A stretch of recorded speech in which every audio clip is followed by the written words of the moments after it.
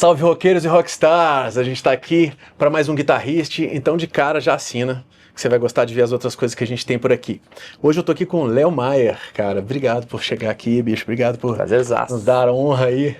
E, cara, o Léo Mayer é um baita de um guitarrista, cara, com um som maravilhoso. Tá na banda Hurricanes, né? Você faz parte da banda, você é fundador da banda, como é que é essa parada? Faço parte, membro fundador, a gente começou lá no Rio Grande do Sul, hoje moramos em São Paulo. Legal, bacana. Hurricanes, galera, agora você já tem que dar um jeito de salvar esse nome aí, anotar, colocar, vai no seu aplicativo de música e já salva, porque, cara, é uma bandaça, o som é lindo, cara, é um blues rock clássico, maravilhoso, as sonoridades estão incríveis, bicho, vi uns clipes de vocês, legal, cara, obrigado. Cara, texturas, bicho, é lindo mesmo, então assim, já faz isso agora aqui, eu vou te dar aqui, ó, 2 segundos pra você fazer isso, 1, 2, foi.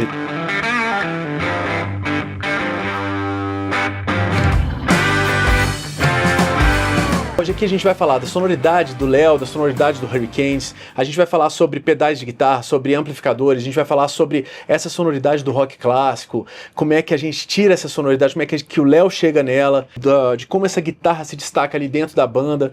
A gente sabe que o rock clássico, o blues, a guitarra é uma coisa central, né? Então a gente vai conversar aqui com o Léo sobre isso e vai dar uma sapeada aqui no equipamento que ele usa, vai falar sobre isso, o que ele vai fazer no show por aqui. Então gruda aí com a gente que esse Guitarrist vai ser massa.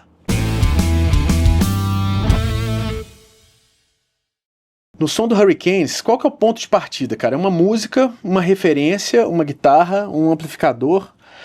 Ou é a sensação que vocês querem provocar? Assim, o que eu quero dizer com isso, cara? Na hora de fazer, na hora de compor, na hora de criar aquela coisa ali, o que vem primeiro, assim? É uma ideia de sonoridade? É um riff de guitarra? É uma coisa assim que você fala assim, cara, eu quero que essa música faça isso com as pessoas? Como é que é isso? Cara, eu acho que vem da paixão que a gente tem pelo rock bem cru, rock blues cru, assim. E tanto em elementos de produção, né? A gente sempre trabalha quarteto, quinteto, o núcleo, né, da coisa, mas a gente gosta de, não só na guitarra, mas na batera, nos Hammonds, nos backing vocals, ou seja, também os nossos recheios serem coisas bem cruas, bem orgânicas, bem vivas, né? Legal. Então, nos inspira muito essa coisa do rock dos anos 70, do blues rock dos anos 70, e aí podemos citar aí Free, próprio Led Zeppelin, bem a fase inicial ali, os primeiros discos, o Cream também, que é um power trio muito vivo, de improviso, assim, mas essas coisas, principalmente do rock britânico, obviamente coisas aqui do Brasil também, Tutti Frutti, sabe? Legal, a gente tocou recentemente, infelizmente perdemos um grande herói que é o Luiz Carlini, a gente teve a honra de tocar com ele, que também foi um grande guitarrista e trouxe essa coisa também pro Brasil do rock cru, né, dos Rolling Stones, dos Faces. Do riff, né, cara? Do riff, daquela coisa da guitarra na cara. Então acho que o nosso som ele se baseia muito nisso, né, nessa paixão desse rock blues cru, legal. Vivo, assim. Bacana, cara, legal demais.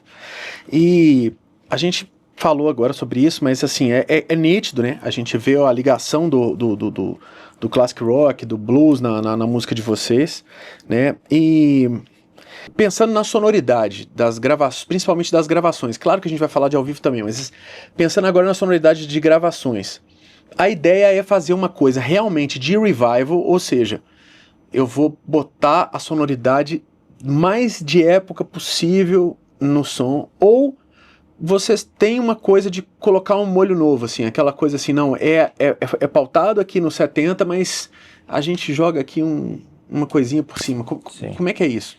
Então, costumo dizer que a gente trabalha com os timbres mais vintage, mas a gente não quer soar exatamente como, tipo, você bater o ouvido e falar, isso aqui é anos 70, não.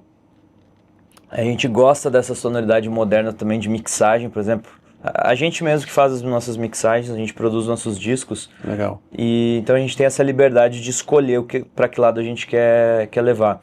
Então eu acho que dá para perceber ali que a gente tem, por exemplo, a gente grava com batera dos anos 60, amplificadores dos anos 60, guitarras ou efeitos, enfim, só que não exatamente tipo, com aquele saudosismo de, pô, vamos gravar na fita e fazer tudo como era feito antes. Não, a gente gosta de ter também aquela definição de agudos, aquele grave um pouco mais presente, que é comum hoje em dia, né?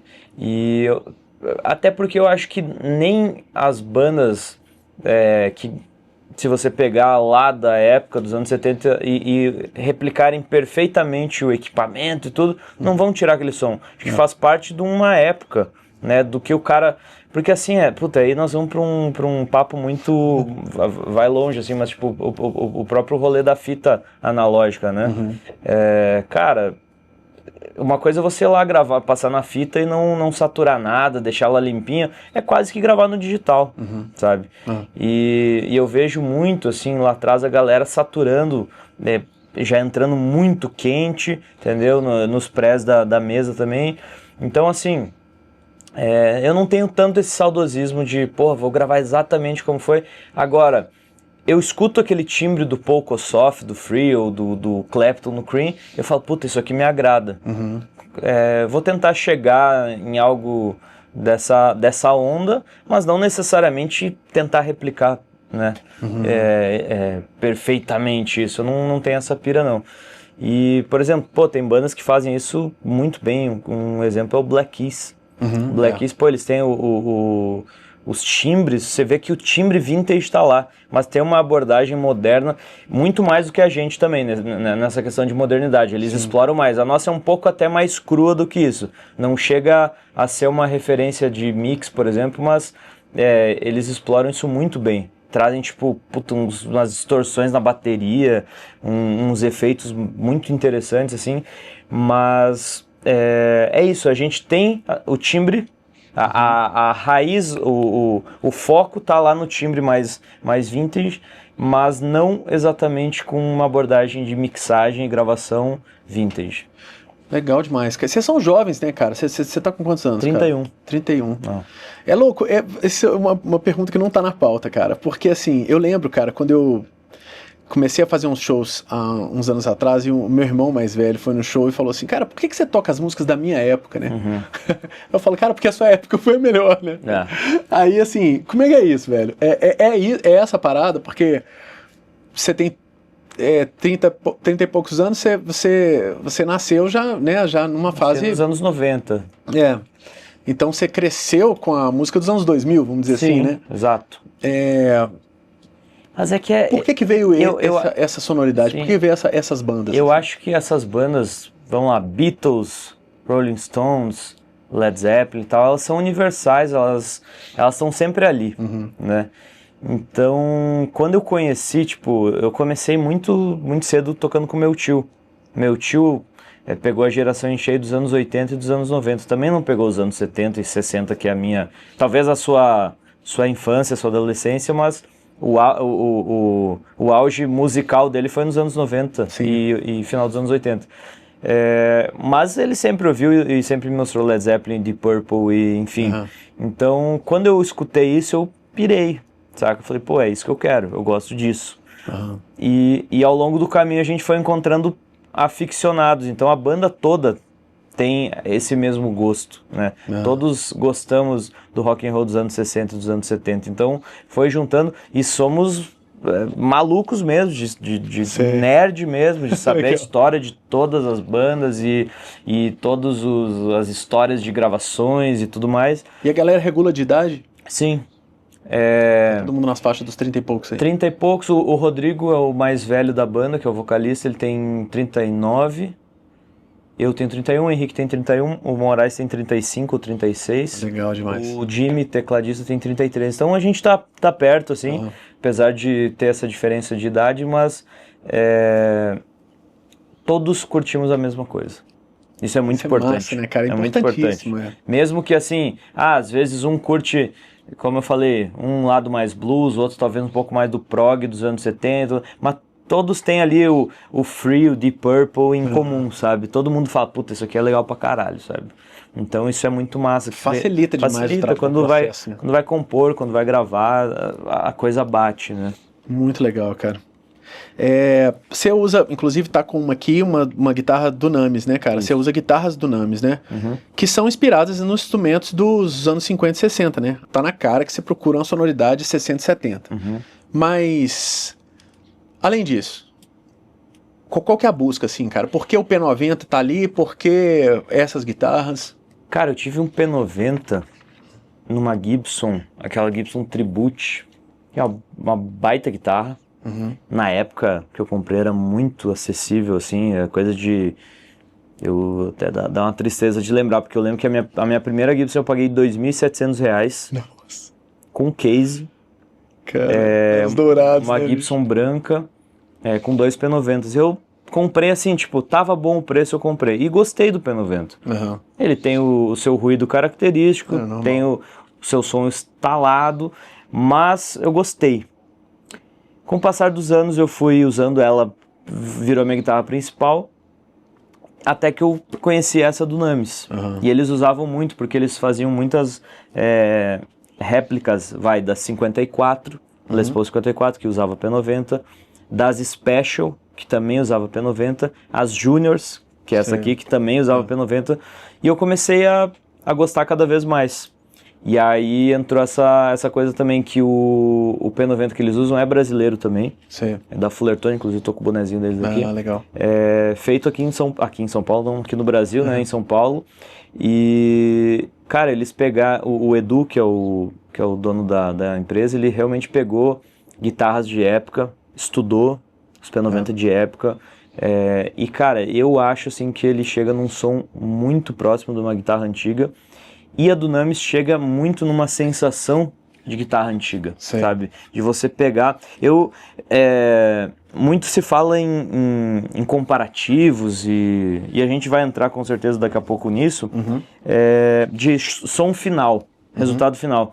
Mas pouco se fala no feeling, na sensação de tocar um instrumento, ou na sensação de ter uma guitarra XYZ, de você sentir um braço que está meio surrado, e essas coisas fazem diferença não no resultado final, não, digo assim, não no som do PA lá, sabe, tipo, compara essa e essa, o mesmo som, é o mesmo som, beleza, mas assim, o que um braço estragado, uma guitarra ferrada, vai transmitir, e aí vai mudar aquele resultado final. Então, quando eu vi elas, eu peguei elas, porque eu já toquei em várias guitarras de época, e sempre, cara, eu pego e falo, puta, esse braço tem história, sabe? Eu falo assim, cara, quando eu pego as de época, assim, eu falo, puta, isso aqui passou por tal lugar, eu me conecto diferente. E aí, quando eu peguei as Dunamis, que elas também são... tem esse visual um pouco mais antigo, eu falei, porra, apesar de ter sido feito por um artista, né, não é um relic de anos de estrada, mas me causou essa sensação também, do tipo assim, puta, isso aqui é diferente, sabe? E isso acaba fazendo você executar diferente. Exato, esse é o ponto. Até uma coisa que eu costumo bater quando o pessoal pergunta aquela velha pergunta, né, a madeira influencia no timbre? Eu falo, cara, a madeira não influencia no timbre e a madeira influencia no timbre. Porque eu penso isso, cara. Eu acho que assim, ela pode até não influenciar diretamente nessa questão que você falou. Ali no PA, você comparar plain, mesma coisa. Mas ela vai influenciar no seu jeito de tocar, e isso influencia no timbre. Exato. Né? Eu falo assim, tudo influencia tudo, cara. Porque assim, exatamente o que você falou. Eu vejo a galera muito preocupada com esse resultado final. Sabe? Você fazer isso aqui. Pega outra. Tá, beleza. Mesmo som. Pô, legal. Tá, mas pô, a arte da guitarra é muito maior do que isso. Não é só um acorde, sabe? Tem todo... Por exemplo, assim, eu lembro que uma vez eu fiz tipo um rig rundown, assim, eu tava com 3 Dunamis. E de fato elas não soavam tão diferentes. E era uma SG Junior, uma Melody Maker e uma Tele com humbucker. Elas não eram uau! Porém, quando eu pegava a Tele, eu fazia um riff X. Quando eu pegava, ela vai te levar naquele lugar, ela me levava para o improviso tal, e digamos assim, eu improvisava diferente. Quando eu ia escrever algum riff, eu escrevia diferente. Então, assim, já mudou o som. Não é sobre o resultado final, é sobre é muito maior do que isso. E eu vejo pouco a galera falando sobre esse assunto. Então sim, cara, tudo muda tudo. Isso é muito legal, né, cara? Essa coisa, esse universo da guitarra, assim, eu sou apaixonado por guitarra, né? Claro, assim, desde sempre. E eu acho isso muito lindo, que é um instrumento, cara, que tem muita variação, né, cara? Você consegue, fazer muita coisa. Isso é incrível, assim. Eu acho que eu já sei a resposta dessa pergunta, mas não custa perguntar, né? O seu som tá 100% no analógico hoje, né, cara? Assim, o som que você vai pra gig e pra gravação, você tá, pedal, amplificador, microfone e tal. Sim. Mas você navega pelo digital ou você mantém isso aqui mantém o analógico como doutrina, vamos dizer assim, é uma coisa... Não, cara, o meu som, vamos lá, 80% do meu som é guitarra e amp. Os pedais eu digo que seja 30%, 20% para dar a cerejinha assim do bolo. Eu dependo muito de um bom amplificador e de uma boa guitarra para tirar o som que eu gosto. Porém, por exemplo, assim, eu testei já de tudo. Eu trabalho com produção musical, tenho estúdio, então eu amo tecnologia. Eu não sou a pessoa que tipo, caralho, não gosto, eu sou totalmente analógico, quero fazer, como eu te falei lá no início, eu quero fazer tudo igual nos anos 70, não. Eu adoraria que tivesse um plugin que eu baixasse e fosse o mesmo som que eu tenho lá no meu Tweed, quando eu ligo ele. Eu acho que ainda, volto na coisa, o resultado final está muito perto, mas sensação...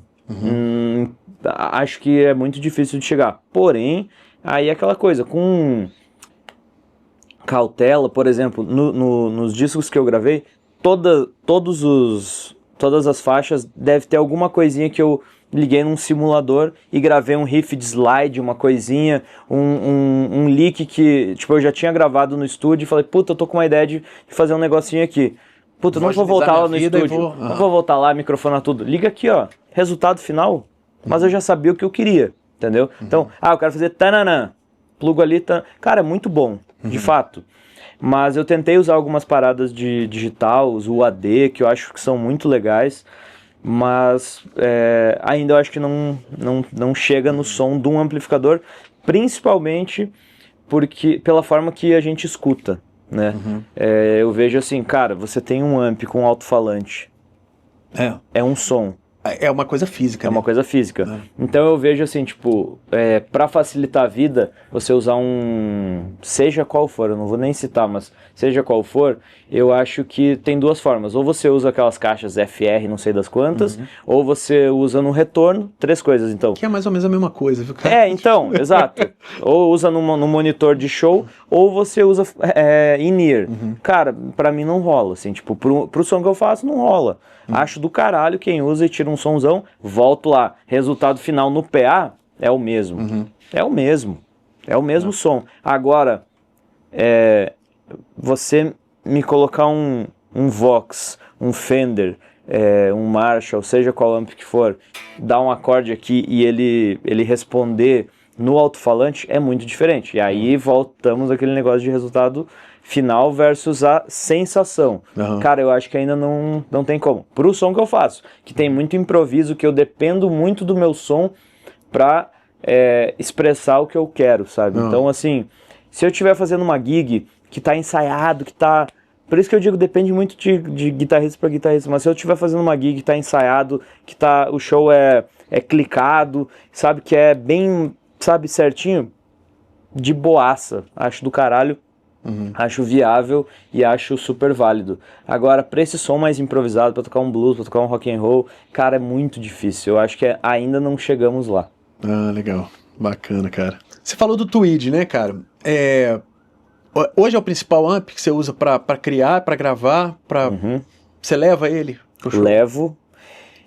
Tô com 2 amps, né? Eu tô com esse Fender 5E3 Tweed Deluxe, que é uma réplica. Falando de 12? De 12. Ele é um amp que o Neil Young usa, o amp que os Stones usaram bastante. Ele é aquele que tem 4 entradinhas que dá pra jampear, né? Legal. E ele tem 3 knobs só, são 2 volumes, né? Um para o bright e o normal, e um tom só. E ele é um amp muito interessante porque quando você vai, ele vai até o 12, né? Então, quanto mais você vai subindo, ele vai virando um fuzz. Uhum. Ele vai dando uma distorcida muito louca e eu gosto muito dele. Então, é o amp que eu consigo usar só ele.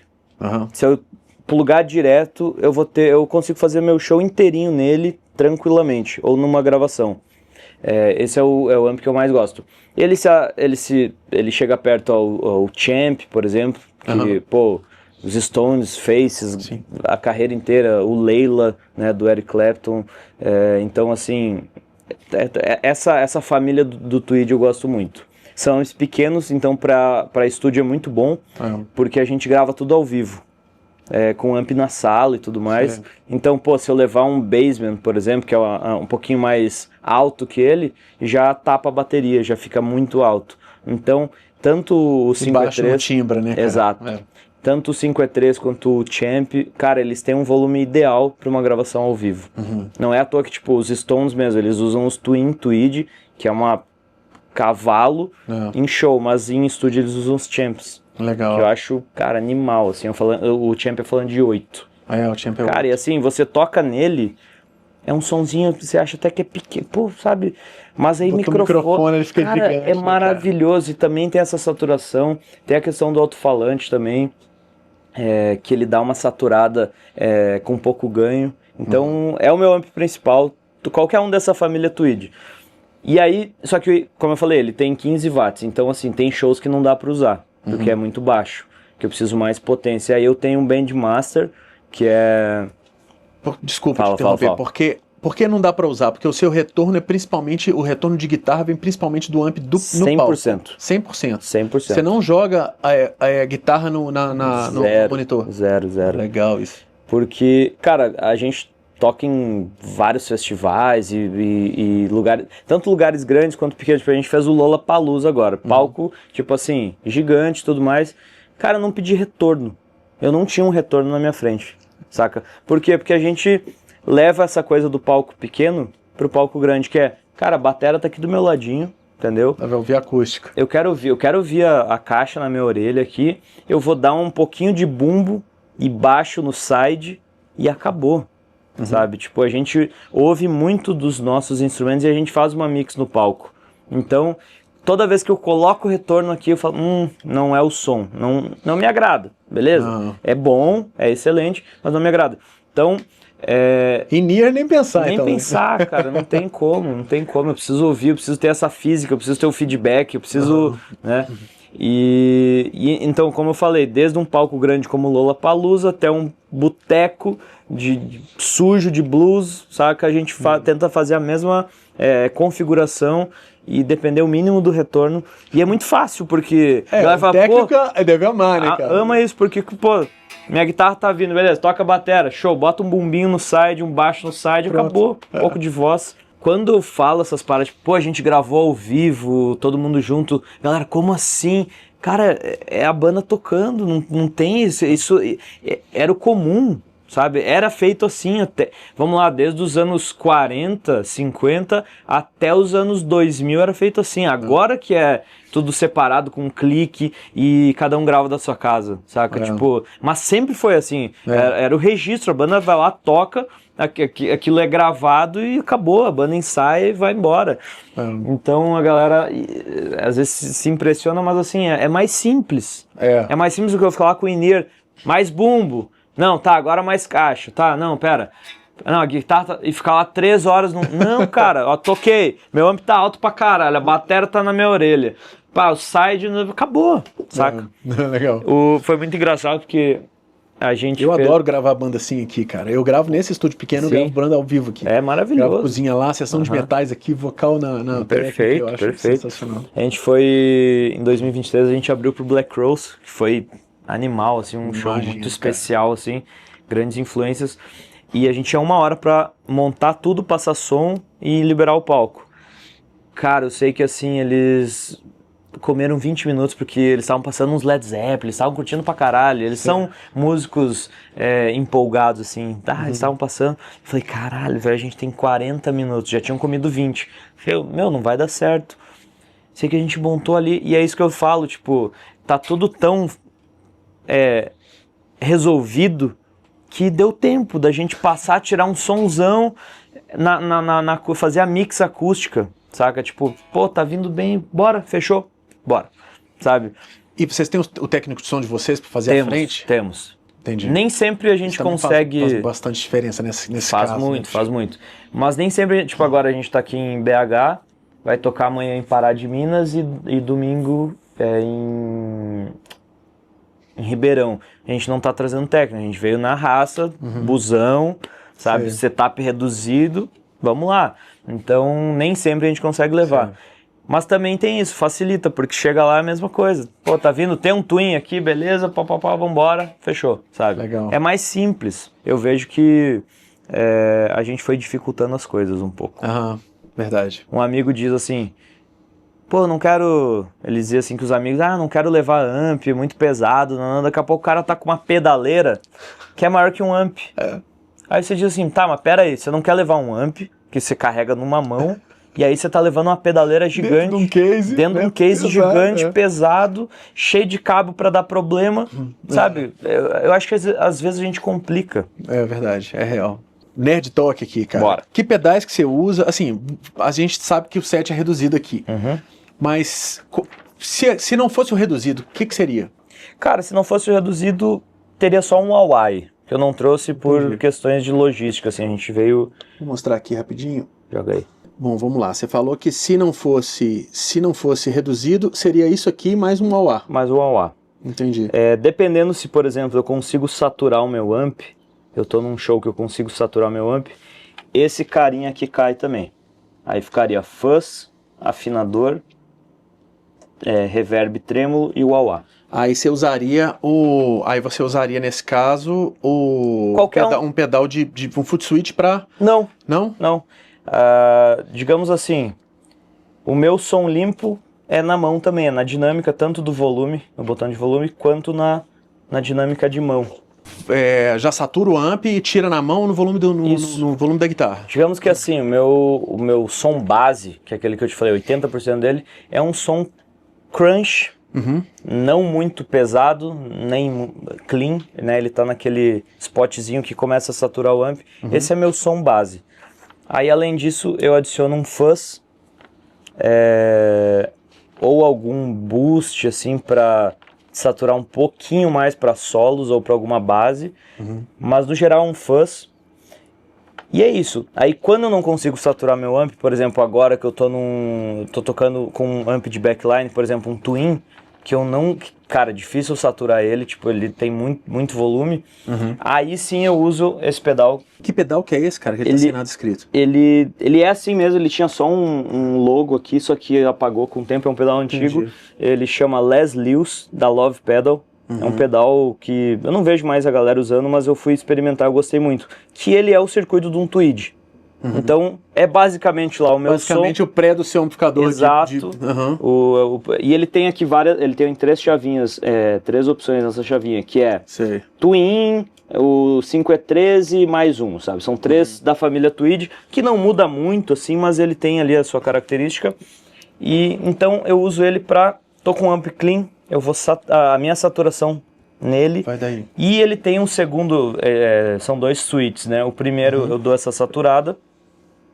E o segundo switch, que é esse aqui, eu sempre coloco ele no máximo, ele vira um tweed explodindo, assim, quase fuzz. Então, assim... Vai fazer o papel do tweed que você tem, que você joga ele no máximo. Então, assim, se eu for para uma gig, sabe, que não tem o meu amp, se eu levar só ele, eu já vou ter o meu som, porque eu tenho tanto a saturação quanto já um boost. Eu já tenho o meu som aí, né? Sim. E aí eu costumo levar sempre o Flint, porque nem sempre os twins estão com um reverb bom, né? Às vezes não tem o foot switch, está estragado, ou sei lá, não consigo acionar o trêmulo. Então eu sempre... esses 3 pedais aqui são indispensáveis do meu set hoje em dia para estrada. Falando os 3 que você tá falando, incluindo o afinador. Incluindo o afinador, cara, porque... Só o Bog que vai ser vez ou outra que você vai... O Bog, ele é aquilo que eu falei, ele é a cereja do bolo, assim, eu acho ele muito legal, mas ele não é um pedal essencial no set, sabe? Porém, como eu te falei, se eu tenho o amp saturado, por exemplo, no disco eu usei muito ele, que daí eu tenho já a saturação do amp, e aí o meu boost vai ser o Bog, como um fuzz barra tudo. Pra solar, pra... O que quer que seja, assim, tanto pra fazer um riff um pouco, que precise um pouco mais de sustain, eu uso o Bog, ou um pedal novo agora da Deep Trip, que eu acho que nem lançou ainda, que o Du me enviou um protótipo, que é um Treble Boost, que eu achei muito legal. Que quando eu ligar ele, eu mostro. Eu ia te pedir isso agora, cara. Mostra um pouquinho pra gente da sonoridade, assim. Perfeito. A gente tá usando aqui, pro pessoal sacar, a gente tá usando esse Agnator aqui num canal limpo, né? Exatamente pra simular essa situação que o Léo falou, que chegou na gig, tá com um amp limpo, aí ele vai usar o pré do Tweed que tá dentro daquele pedal e vamos ver o que ele vai fazer aqui. Boa. Então vamos lá. Então é o seguinte, vamos lá. O amp tá clean.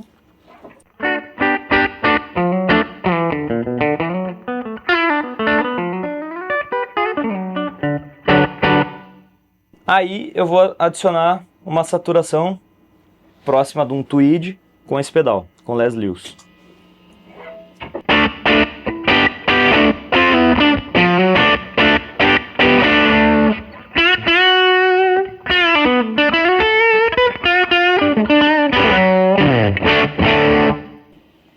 Aqui já dá pra fazer o show. Tranquilo. Aí se eu quiser solar, então vamos lá, tô na base aqui.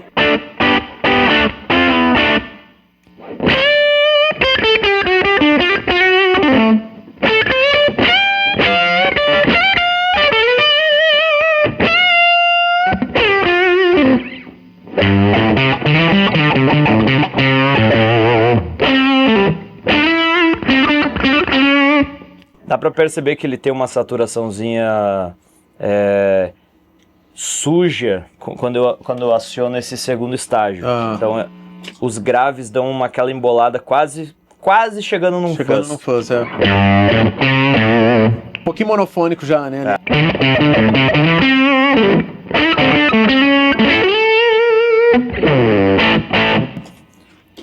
Aí, por exemplo, quando eu tô com essa saturação, né? Mas se eu vou tocar uma balada, alguma parada, eu baixo o volume aqui.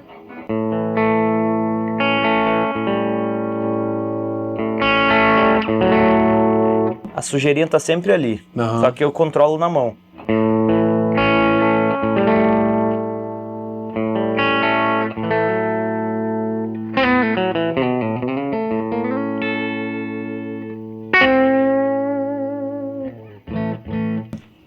E uma coisa que é pouco falado, isso pode ser feito com fuzz também.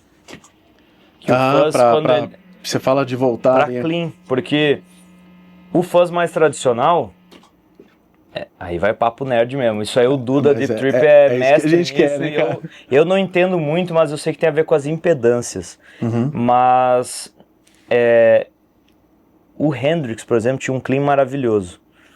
E eu ficava, cara, como é que tem um cristalino? O que é aquilo? E aí eu, mais tarde, fui perceber assim, cara, puta, ele sempre tá ali no botão de volume, mas tá aquele som podre e daqui a pouco fica um clean sem pisar em nada, ele só baixou. Aí eu saquei isso, é o fuzz atuando.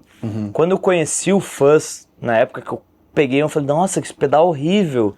Nossa, não costume... E eu não tinha o costume de, vou ver como é que fica com menos volume. Então eu vou mostrar aqui como o fuzz atua no botão de volume da guitarra. Olha que doido isso, cara. Então, ó, tô aqui com o pré sempre ligado. Pré-ligado.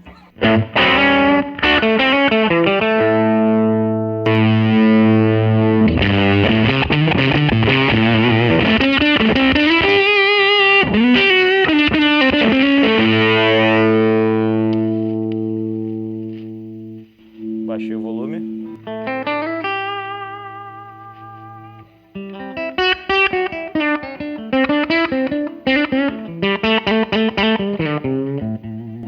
Olha o agudo que traz.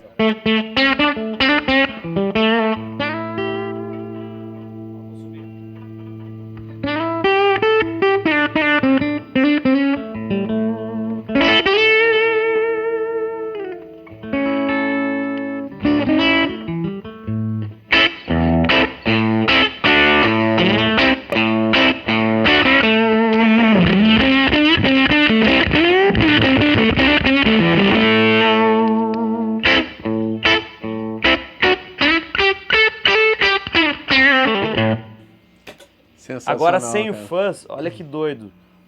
Tinha um kick na palheta muito grande agora. Ele morreu, ele não tem mais.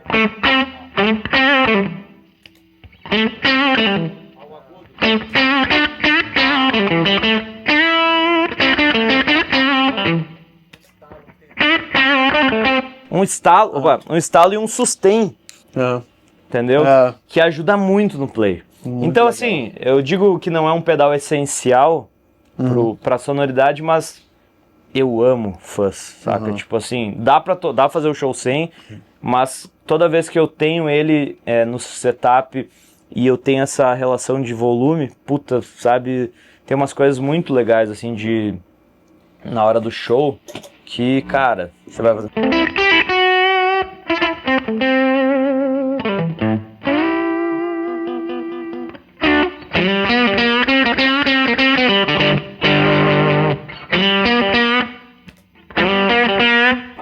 Fica mais médio, então ele traz essas pontas tanto grave quanto agudo, e aí fica muito na mão também, de controlar na mão.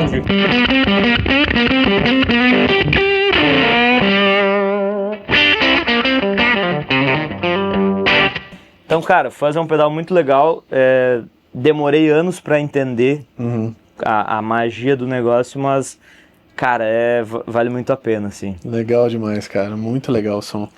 E aí, o Flint ali vai fazer o papel do eu nem liguei ele, né? canal, né? Mas tranquilo. Nem Vai liguei. fazer o papel do canal de reverb Isso. né? Agora, quando o lugar que você vai tocar tem um amp com reverb trêmulo, você vai usar o do amp ou você já tá ali no Flint porque já tá na mão? Eu vou nele. É, né? Porque, por exemplo, eu tenho aqui, eu deixo num 60s aqui, como se fosse um Spring, né?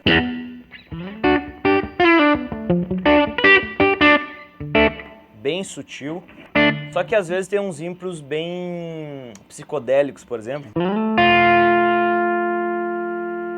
eu dou uma exagerada.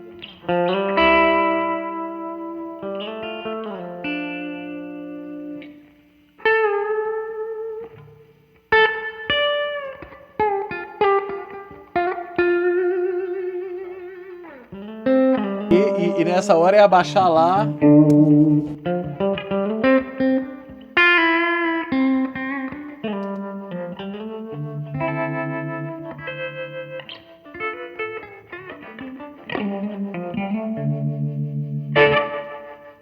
Muito legal. Cara, vou no dedo aqui mesmo e não tem frescura.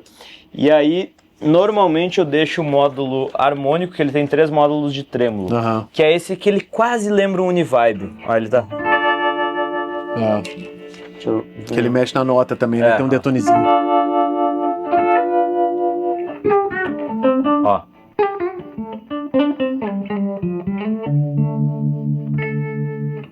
Mas a gente faz também às vezes um especial The Doors, que aí ele usa bastante.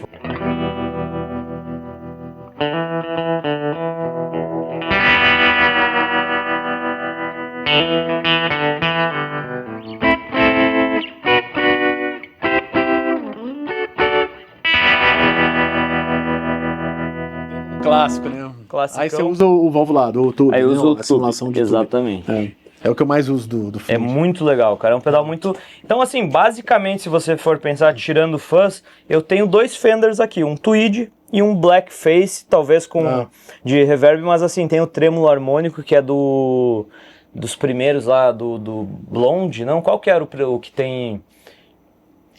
É o aquele Vibrolux, não? Tem um que eu acho que é o 61, 62, que ele tem o trêmulo harmônico. Eu não vou lembrar porque...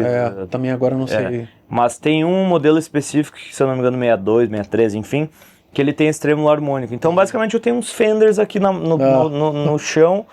E aí, como eu falei, eu vou adicionando. Tem um fuzz, aí jogo o wah-wah. Puta, meu wah-wah é bem legal. Eu vou sentir falta nesses shows, porque eu gosto de usar bastante também.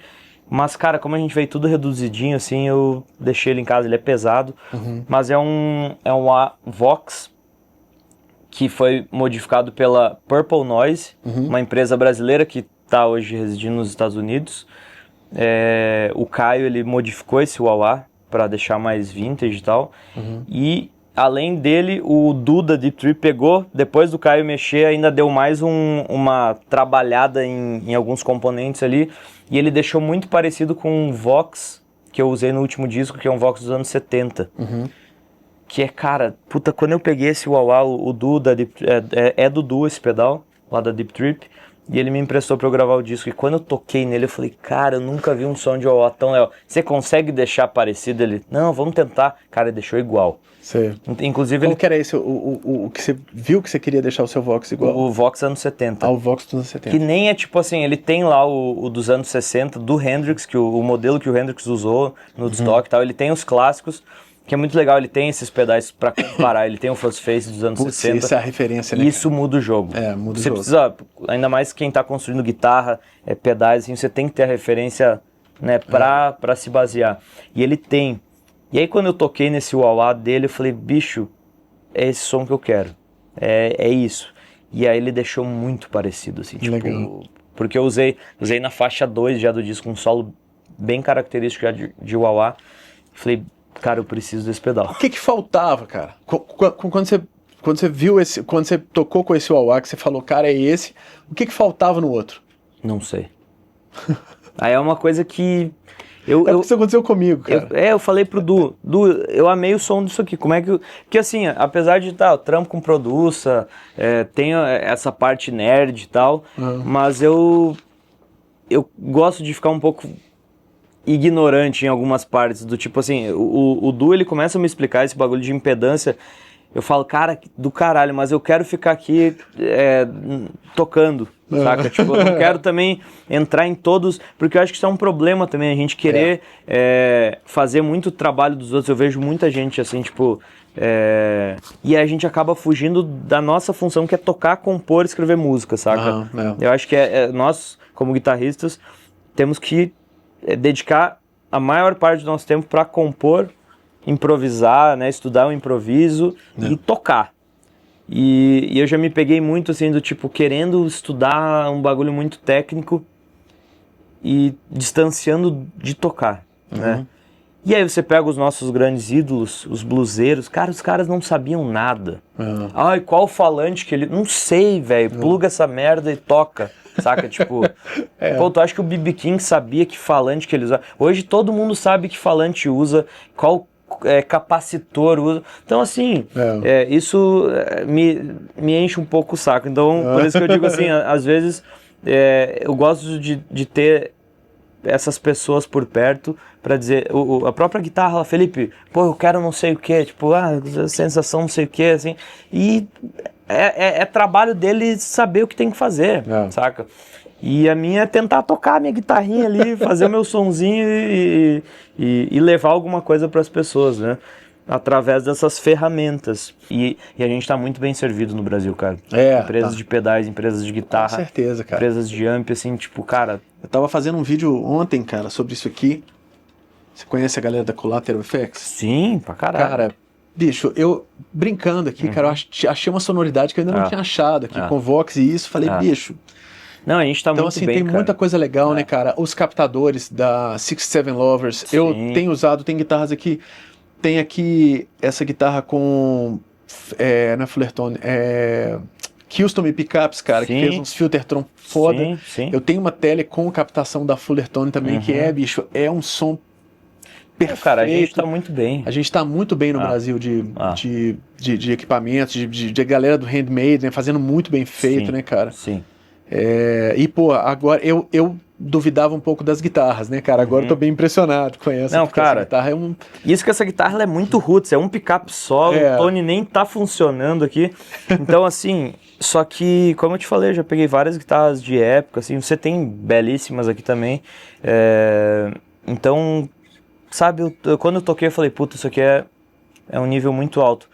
Eu fui recentemente para Buenos Aires, e lá tem uma loja muito legal só de equipamentos vintage. Não só, mas assim, grande parte. Sim. E eu mostrei a Dunamis pros caras e os caras piraram. Eles são especialistas em vintage. Legal. E coloração, assim, eles olharam, cara, esse Gold Top aqui tá perfeito, sabe? Olha, pô. Então, assim, ainda eu acho um pouco desvalorizado no Brasil. Ainda a galera torce o nariz pra handmaids. mudou bastante, claro, nos últimos 5 anos, principalmente, a galera tá aceitando mais. Mas assim, não entra na minha cabeça que uma máquina da Gibson vai fazer uma guitarra mais legal que um cara que estudou e fez essa guitarra na mão e tem vida, sabe? Essa guitarra, ela tem vida. Essa guitarra, ela tem uma história. Aí você pega uma Gibson lá que a máquina cuspiu e te entregou e você vai dizer que, puta, isso aqui é muito mais legal.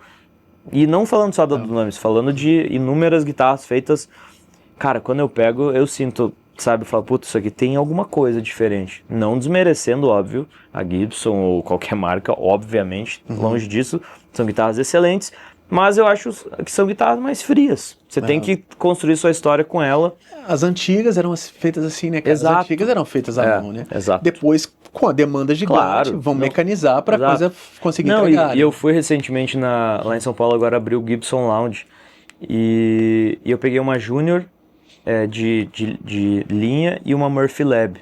Cara, é muito diferente. É muito diferente. É muito diferente. Eu valorizo muito isso em toda a parte artística, não só na construção do instrumento, mas tudo que é feito à mão, feito por pessoas, eu acho muito mais interessante, desde de um cenário, de um clipe, alguém que montou um figurino, um clipe, uma guitarra. Porra, é muito mais vivo, sabe? Muito mais original, mesmo aqui se tratando de uma réplica, né? Mas é uma coisa viva. E eu vejo muito isso também nas guitarras de época. Cara, elas tinham imperfeições, sabe? E ainda eu acho que a gente não valoriza o suficiente. Tantos pedais, guitarras, enfim. A indústria nacional, não só a indústria, né, mas o handmade nacional. Coisas feitas por pessoas. Né, cara? Porra.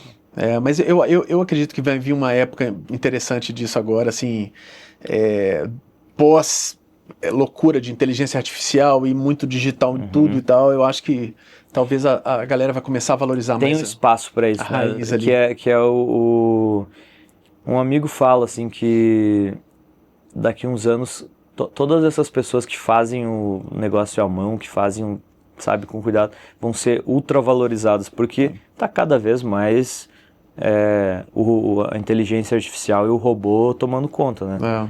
Eu nem sei hoje como é que é uma guitarra de uma Gibson, qual o processo manual que existe numa Gibson de série, assim. Mas eu acredito que deve ser bem automatizado já, né? Com certeza, com certeza. Porque, claro, a produção é gigantesca, nem se compara. Tem uma coisa de controle de qualidade, claro, assim. Vamos ver se tá legal, vamos medir, vamos tocar. Madeira X vai para essa linha, madeira Y vai para essa aqui. Sim. Mas a construção, aquela coisa do formão, o cara fazendo aqui o carved da... Isso aí não, cara, isso aí realmente não tem mais, assim, só essas Murphy Lab, igual a Fender Custom Shop, né, essas coisas mais caríssimas aí, cara, mas é bom saber, bicho, porra, achei legal, a Dunamis tá com esse nível aí, cara, eu não conhecia, assim, eu conhecia de ver no Instagram ali, acho que até mandei uma mensagem pros caras aí, Dunamis, manda uma guitarra pra cá, então, é brincadeira, mas... tem que mandar. Mas fui atrás porque eu achei lindo e tal, mas eu não sabia que tava... Não, e aí tem um outro detalhe, já tô falando muito bem de vocês aí, eu vou... Tá merecendo ganhar mais um, hein? Madeira. Cara, acesso a madeira mogno, Jacarandá da Bahia. Isso aqui você não encontra lá fora. E eu acho que saiu agora uma... Escura mesmo, né, cara? Saiu uma Gibson agora saiu uma Gibson agora, faz alguns anos, de Jacarandá, que era caríssima. Porque é difícil para eles conseguirem, ainda mais fazer em grande escala. Então, assim, cara, onde que você vai ter uma guitarra que é, pra mim, o nível de uma Murphy Lab, ou até de uma guitarra vintage, com madeiras nacionais, Jacarandá, da Bahia, mogno, já com uma carinha, com visual style, com, sei lá, 10 vezes menos o valor, ou 5 vezes o valor, cara, sabe, tipo... O pessoal tem que acordar, né, cara? Os guitarristas têm que... E eu acho que, cara, não é... E assim, eu trabalho hoje com os caras, eu faço o rolê audiovisual deles, eu gravo os vídeos, tanto tocando quanto quando às vezes vai algum guitarrista eu filmo, né, que eu trabalho com vídeo também. Legal. Mas assim, cara, eu não vou puxar saco, entendeu? Eu não tô falando isso aqui porque eu trampo com os caras, de jeito nenhum. essa guitarra eu comprei. Exatamente essa guitarra eu comprei. Antes de trabalhar com os caras, eu toquei e falei, cara, animal, eu quero essa guitarra, sabe? Sim. E desde que eu comprei, a gente fez a nossa parceria, eu ganhei algumas guitarras lá, e essa aqui continua sendo a minha guitarra número 1. Cara, eu vou tocar onde quer que seja, eu vou com ela, porque é a guitarra que eu me apaixonei mesmo, assim, tipo, é uma guitarra que encaixa e eu levo ela pra todo lugar. Então, assim, não é jabá, não tô falando aqui de, pô, o cara trabalha com os caras, não, eu não falaria, eu não trabalharia, eu acho, com os caras, não trabalharia com a Deep Trip, com várias marcas, se eu não realmente acreditasse e curtisse muito o trampo dos caras, saca? Então, mas é isso.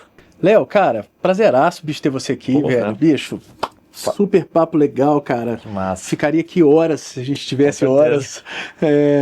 Cara, eu vou te pedir pra olhar ali, falar as redes da banda, dar um toque pra galera te seguir e tal, onde que te acha, como é que... Maravilha. Manda ver. Então, quem quiser conhecer o meu som, tanto da banda, é hurricanes.band no Instagram, Hurricanes no Spotify, Deezer, YouTube Music, todas as plataformas a gente tem 3 discos lançados já. O meu Instagram é leomaierf. E é isso, fica o convite aí, quem curtiu. Desculpa ter falado muito, que eu falo bastante, me empolgo com os assuntos. E prazerzaço, cara. Obrigado por me receber aí e valeuzão. Massa. Valeu então, pessoal. Até o próximo Guitar Hit aqui no Rock'n'Roll. Esse foi Léo Maier. Segue a gente, dá aquele like que é importante pra gente continuar fazendo conteúdos legais aqui, viu? É muito mais importante que você pense, pra você é só um cliquezinho. Então faz aí, por favor. E até o próximo Guitar Hit. Obrigado.